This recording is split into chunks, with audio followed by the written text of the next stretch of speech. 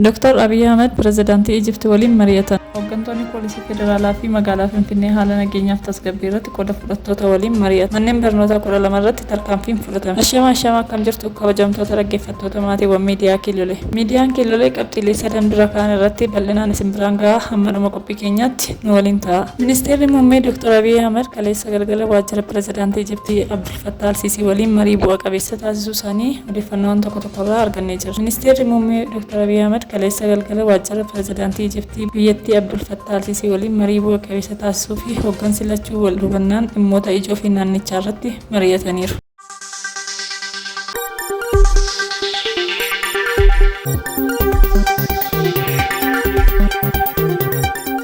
Hooggantoonni poolisii federaalaa fi magaalaa Finfinnee haala nageenyaa fi tasgabbii irratti qooda fudhattoota waliin mari'achuun ajajaa qajeelcha waliigalaa ittisa yakkaa fi itti aanaan koomishineeraa jeneraal Malaakoo Faantaan Finfinnee giddugala dippiloomaasii fi magaalaa guddoo Afrikaa ta'uu ishee nageenya magaalattii eegsisuuf hundi qooda isaa akka bahu jedhaniiru. Uummanni karaa gurmaa'een nageenyaa fi tasgabbii magaalichaaf tumsuu akka qaban magaalaa Finfinneetti dhaabbileen eegumsa dhuunfaa wayita qaxarrii gaggeessan eenyummaa osoo sirnaan adda baasin kanneen sanada sobaa qaban qaxaruu isaaniin rakkoo nageenyaa uumaa jira. Koomishinii poolisii magaalaa Finfinnee Geetuu Aragaw ifoomsanii jiru. Sababa kanaan baankileen giddugala daldalaa fi qabeenyi dhuunfaa eegyotaa qaxaramanii saamamaa jiraachuu eeraniiru.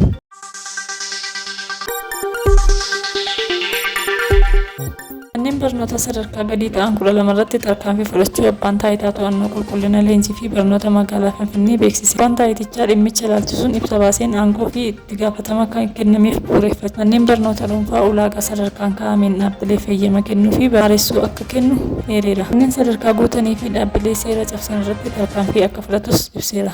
Haaluma kanaan ulaagaa sadarkaa kaa'amee kan hin guunnee fi sadarkaa gadii ta'an manneen barnootaa 12 akka cufaman beeksiseera. Manneen barnootaa kunneenis bara 2016 barnoota barsiisuu kan hin dandeenye ta'uu ibsuun ragaalee qabxii barattootaa kan ibsu barattootaa fi qaama eeyyama beekamtii kenneef akka dhiyeessan hubachiiseera. Egaan dhaggeeffattoota keenya qophii keenya irraa asuma irratti goolabna. Turtii gaarii qabaadhaa. Laayik, sheer, sabiskiraayib gochuun nu hordofaa. Galatoomaa.